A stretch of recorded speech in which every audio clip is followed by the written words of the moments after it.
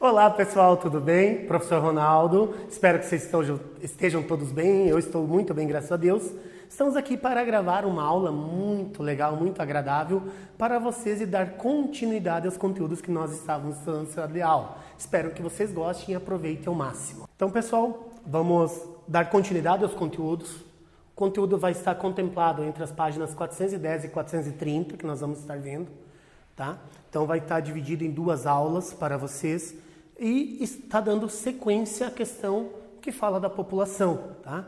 A população mundial, a sua estrutura, nós já vimos sobre o crescimento, nós já vimos sobre as taxas de fecundidade, natalidade, mortalidade, né? Então a gente vai dar um entendimento aqui nesse contexto, tá pessoal?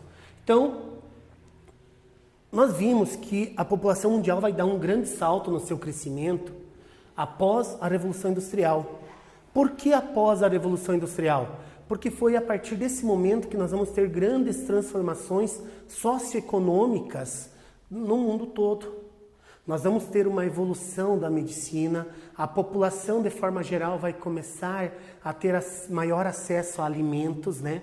Então vai ter nesse contexto uma expectativa, uma esperança de vida muito maior e automaticamente vai trazer uma mudança na quantidade de indivíduos relacionados às suas faixas etárias. Vocês têm lá no livro, pessoal, na página 410, justamente uma tabelinha que eu gostaria que vocês acompanhassem no livro de vocês, onde vai trazendo essa modificação no comportamento da população, tá? Se vocês observarem ali, nós temos adultos, crianças e jovens e idosos. Cada linha daquela tabela, ela representa um desses segmentos. E se vocês observarem, as crianças e os jovens, ela está meio que estabilizada. O que seria essa estabilização? Ela está crescendo num ritmo muito parecido. O que tem modificado nesse contexto, pessoal, dessa tabela, é o crescimento da população adulta e da população mais velha. Nós vamos ver na sequência quais as consequências disso. O que é necessário fazer? Nós já fizemos uma fala um pouquinho sobre isso, mas a gente vai aprofundar um pouquinho mais. Então, nesse contexto geral que a tabela traz, há uma diminuição no crescimento do número de crianças e jovens relacionadas principalmente a esse fator aqui, pessoal. Redução nas taxas de natalidade. Mas o que é taxa de natalidade? Nós já estudamos sobre isso e vamos retomar. Taxa de natalidade é o número de nascimentos por 100 ou por 1000, depende como ele é representado, tá, galera? Então, todos os países lá apresentam esses números. Nós já vamos pegar alguns exemplos mais adiante. Outra análise que essa tabela ali nos traz é o aumento da população adulta e idosa. Os países, de forma geral, pessoal, eles estão envelhecendo. Esse é o termo utilizado.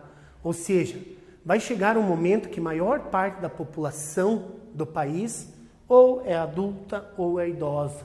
Alguns países já estão nesse processo. Vou pegar um exemplo só para você, depois nós vamos ver numa tabelinha ali no gráfico da pirâmide etária, o Japão. Hoje, se você pegar dados da população japonesa, morrem mais pessoas do que nascem no país. Isso também é um dado preocupante. Nascer demais é preocupante, morrer também traz as suas preocupações. Então, isso representa a questão da taxa da mortalidade, ou seja, a quantidade de pessoas que morrem durante um período, seja ele por 100, que daí é uma porcentagem, ou por 1000. Geralmente, na maioria dos livros, sites, ele vai trazer a representação por 1000, que é nessa representação aqui. Só pega, acrescenta um zero a mais da porcentagem, tá, galera? Bem simples e fácil para vocês compreenderem. Por que a população está envelhecendo? Uma pergunta bem bacana. Nós vimos, dentro das mudanças da estrutura da população, que a população está envelhecendo principalmente pelo acesso às condições médico-sanitárias. Tá? Então, surgiu muitas vacinas para muitas doenças. Vamos esquecer nesse momento, pessoal, o que nós estamos vivendo com o coronavírus. Ainda não temos uma vacina eficaz mas provavelmente vai ser descoberta, tá? Estima-se aí que em pouco tempo já tem alguns laboratórios pesquisando. Mas existem, historicamente, tantas outras vacinas que mataram uma grande quantidade da população mundial. Algumas doenças que acabaram dizimando praticamente nações e que hoje se tem cura e elas estão praticamente erradicadas. Então, tudo isso também traz esse contexto. Então, as pessoas passaram a viver mais. Só como exemplo, dentro desse contexto aqui da população no Brasil, década de 40, 50, ou seja, lá 1940, 1950, a expectativa de vida era 48 anos. Hoje nós já estamos em 75. Então, olha a evolução e quanto mais as pessoas estão vivendo, automaticamente resulta em mais pessoas ali, tá? Essas variações, pessoal, tanto da taxa de mortalidade, taxa de natalidade, a gente se estuda num gráfico chamado pirâmide etária. A pirâmide etária, ela tem essa representação, ela traz uma ideia de pirâmide mesmo. Nós já vamos entender um pouquinho da sua composição, né?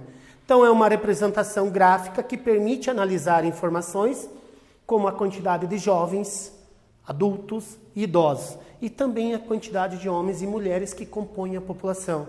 Ela tem uma estrutura nesse sentido, pessoal. Lógico, dependendo do país, ela vai modificar. Essa daqui ela está sobreposta, porque nós já vamos explicar uma outra questão. Mas o que eu vou ter? De um lado eu tenho os homens, do outro lado as mulheres, e eu tenho uma tabela crescente da idade dessa população. Cada linha dessas representa, em milhões de pessoas, quantas pessoas têm de 0 a 4 anos, de 5 a 9, de 10 a 14 e assim por diante.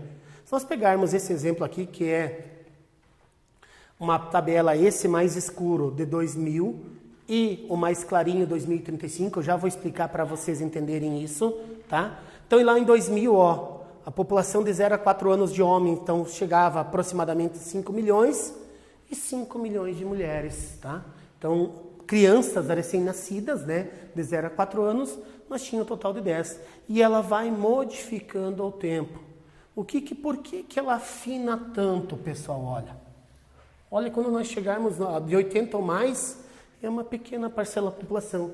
Isso é resultado, pessoal, justamente dessa grande taxa de mortalidade. Nós já vamos pegar um exemplo de um país africano que é muito maior que isso.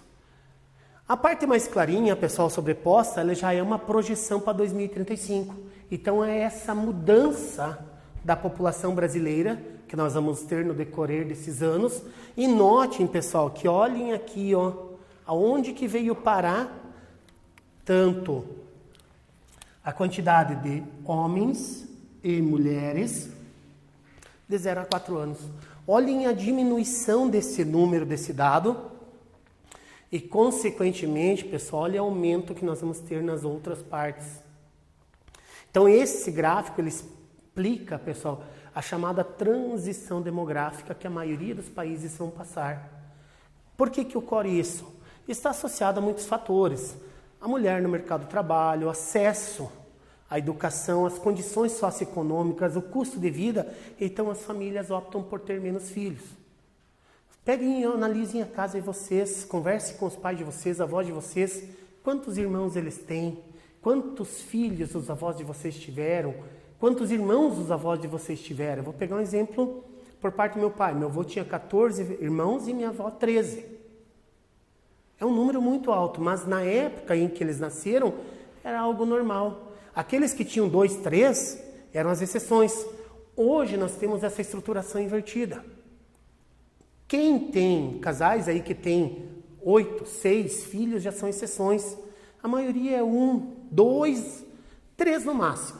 Mas 3 já é o máximo mesmo. A maioria das famílias já estão no 1 ou 2 e muitas famílias, pessoal, que resulta nessa diminuição, estão optando em não ter mais não ter filhos, tá? Se reúne ali o casal e acaba não tendo filhos. Isso também é uma estrutura, no Brasil está acontecendo e em outros países já aconteceram, e que nós vamos ver mais adiante.